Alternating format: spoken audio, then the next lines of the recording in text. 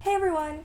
I love collecting artwork, but it takes me forever to put them up on my walls because getting them matted and framed is really expensive.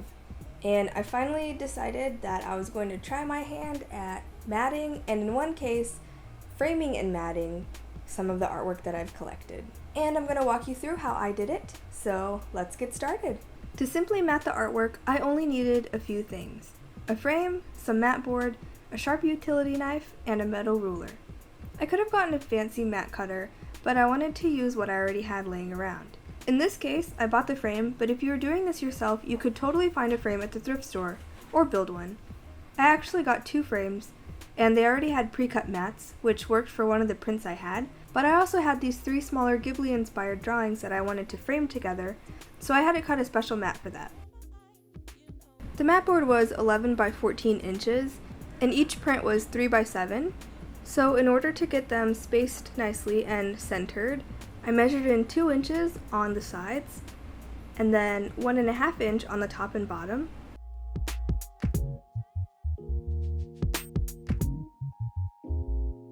which left 1 inch in between each print. Of course, these measurements would be different if you guys were doing different sizes or a different amount of prints or whatever. Then I went in and marked 1/8 of an inch on each little window.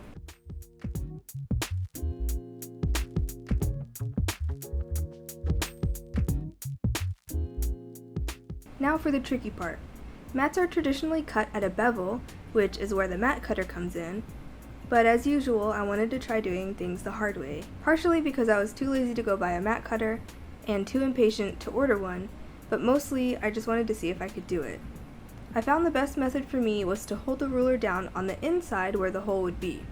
Then, as I held the ruler down firmly, I cut the mat board at as close to a 45-degree angle as I could, dragging the utility knife against the ruler, and repeating that on each side for each window.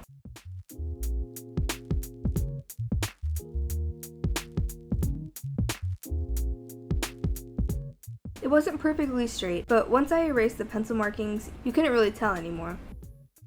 All that was left was to place each print, tape them in place, and put it all into the frame.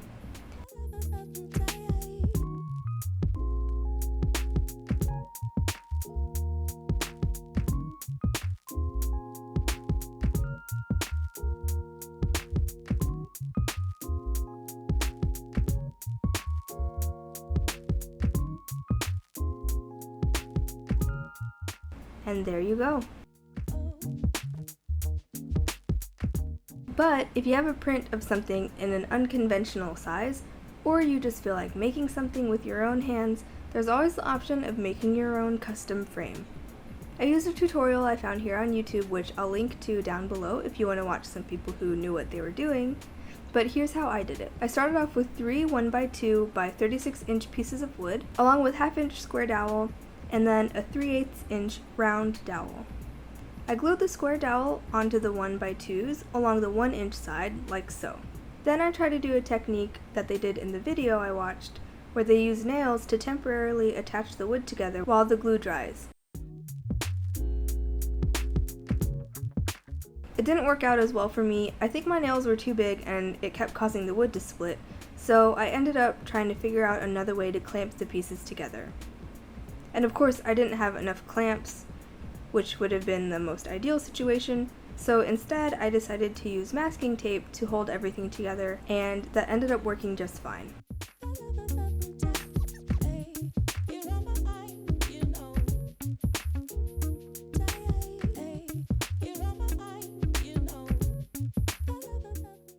Cut off the very end of one of the 1x2s at a 45-degree angle, making sure to cut it with the square dowel at the short side of the angle. Then, starting at the bottom of the 1x2, not the 1/2 inch dowel, I measured 12 inches and cut that out, cutting at a 45-degree angle in the other direction.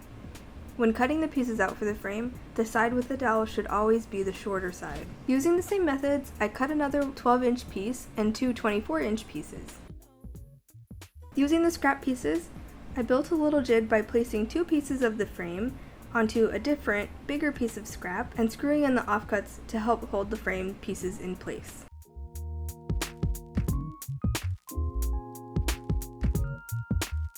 Then, to make sure the pieces didn't move at all, I clamped them in place.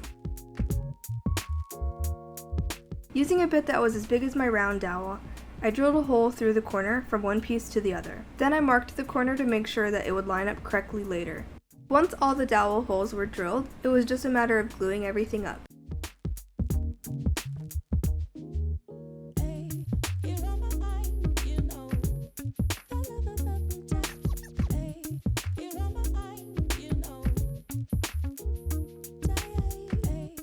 Clamping the corners like this is pretty hard and almost impossible if you don't have the specialized clamps for it, but as I learned in that YouTube video, you can just use rubber bands hooked around the dowels to clamp them together.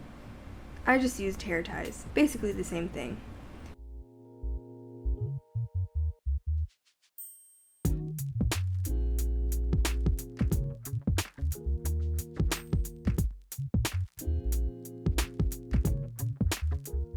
You can also use rubber bands to stretch from one corner to the other to help clamp that way too. However, I didn't have any that were that big, so I improvised and cut some yarn and wrapped the frames in the same manner, and it worked pretty well.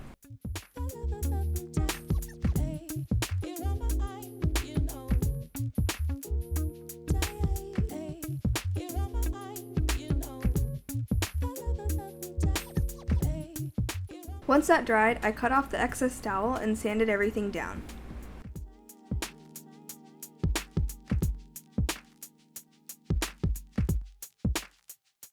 I added a sawtooth hanger at the top, and then I spray painted it black.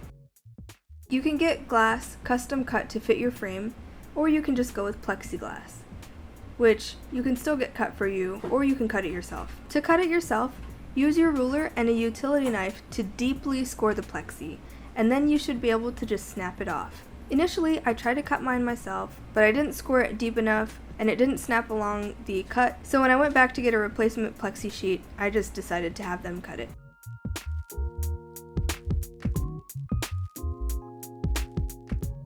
Then do as you did before, cut a piece of mat board, measure out the width and height of the print, go 1/8 of an inch on each edge, and start cutting.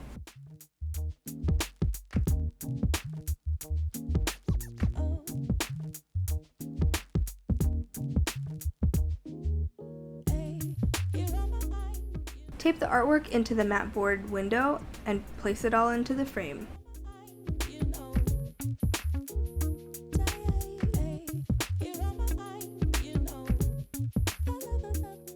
And to keep everything in place, I screwed these picture tabs in.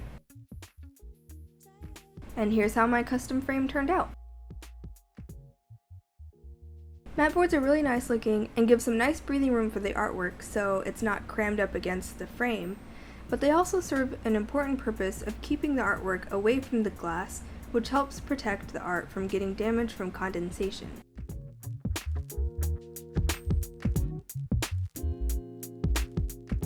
I hope you all enjoyed this video. If you did, please leave a like, and if you want to see more, then feel free to subscribe. I post art videos every Tuesday and DIY videos every Thursday. You can follow me on Twitter, Tumblr, Instagram, Pinterest, and Snapchat, and I'll leave the information to those down below. If you have any questions or suggestions for future videos, please leave a comment down below, and I'll see you next week. So we'll say that is 1.5, right? Mm-hmm.